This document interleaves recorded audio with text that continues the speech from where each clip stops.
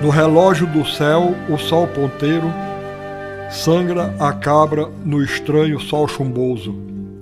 A pedra lasca o mundo sem repouso, a chama da espingarda fere o aceiro. No carrascal do céu, azul braseiro, refuge o girassol rubro e fogoso. Como morrer na sombra do meu pouso? Como enfrentar as flechas deste arqueiro? Lá fora o incêndio, o roxo lampadário das macambiras rubras e auripardas, vai arcanjos e tronos requeimando. Queima o vento, o sertão incendiário. Andam monstros sombrios pela estrada, e pela estrada entre esses monstros ando. Ariano dizia que a poesia era a essência da criação, da obra dele, de toda a obra dele. Ele dizia que a poesia era o chão sagrado onde a obra armorial vicejava. É como se fosse raiz e sustentação. É como se desse sentido a todo o resto. Mesmo sabendo que ele era um poeta desconhecido, assim mesmo ele se chamava. Mesmo sabendo que a poesia dele tinha poucos leitores. Eu acho que ele sempre teve o desejo que algum crítico se debruçasse sobre a poesia dele, prestasse um pouco mais de atenção, né? E porque ele tinha um apreço muito grande. E ele dizia que toda a criação dele, que era a fonte de toda a criação, então a fonte do romance, dos desenhos, né? Do teatro. Né?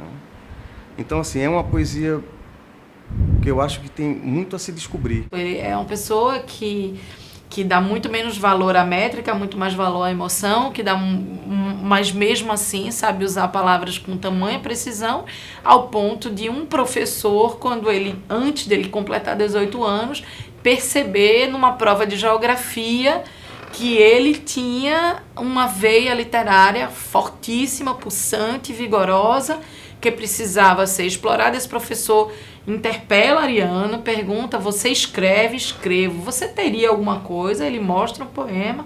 O professor pega este poema, leva para o jornal, na época o Diário de Pernambuco, para ser publicado. E Ariano descobre que esse poema é publicado quando ele já está no jornal. Noturno. Tem para mim chamadas de outro mundo, as noites perigosas e queimadas. Quando a lua aparece mais vermelha, são turvos sonhos, mágoas proibidas, são ouroupés antigos e fantasmas, que nesse mundo, vivo e mais ardente, consumam tudo o que desejo aqui. Será que mais alguém os vê e escuta? Ele é indiscutivelmente bom poeta, ele tem consciência poética, ele cria imagens lindíssimas. Curiosamente, ele utiliza uma linguagem muito moderna, mas com uma forma tradicional. Ele gosta muito de sonetos, por exemplo. Tem uma consciência rítmica muito grande. Eu acho a poesia dele descritiva e, ao mesmo tempo, enigmática.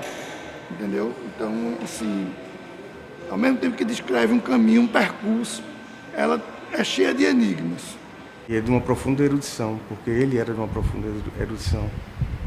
Mas era um erudito que não era hermético, porque ele fazia questão de ser compreendido, né? Então a linguagem dele era para ser compreendida.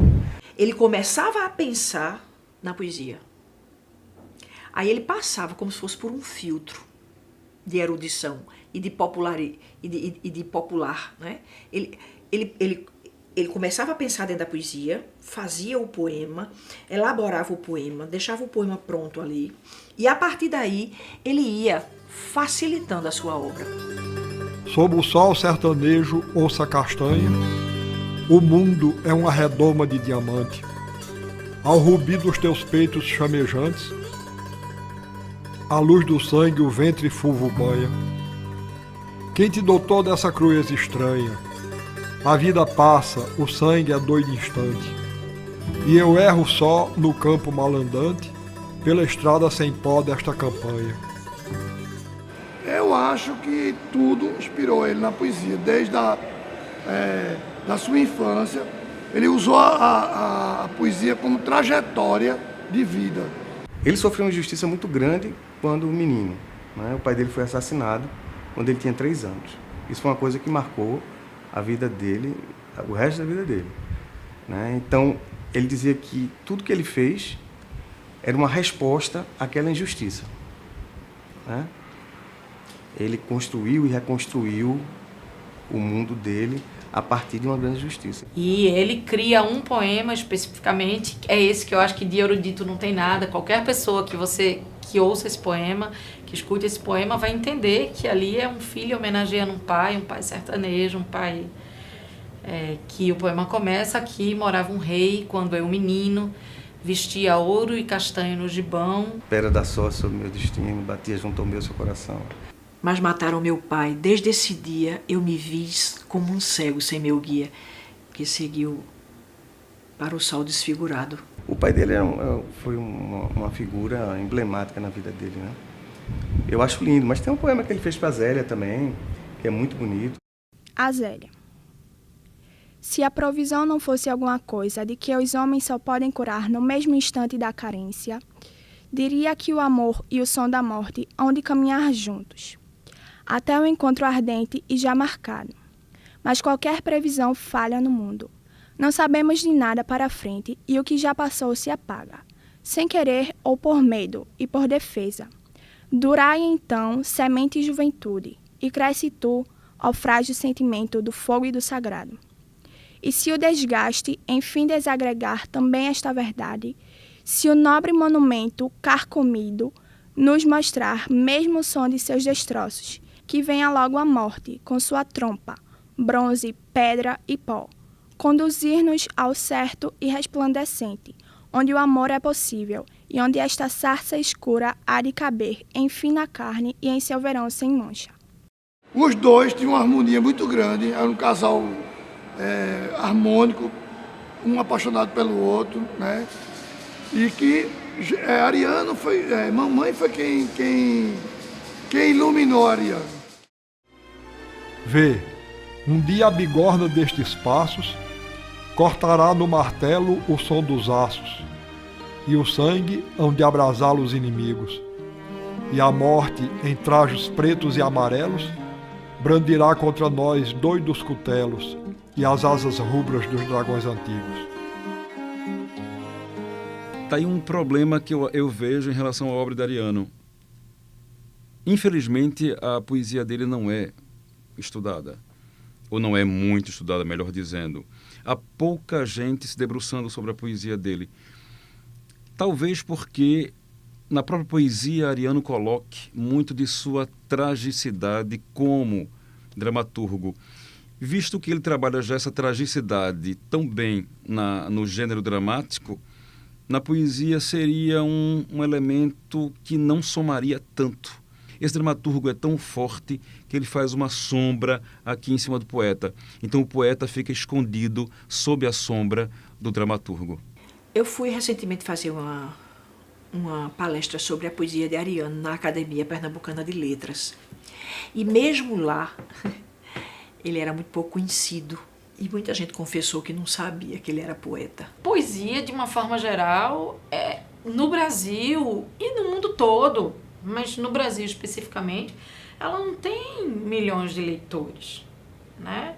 Ela tem milhões de edições e reedições. Carlos Drummond de Andrade.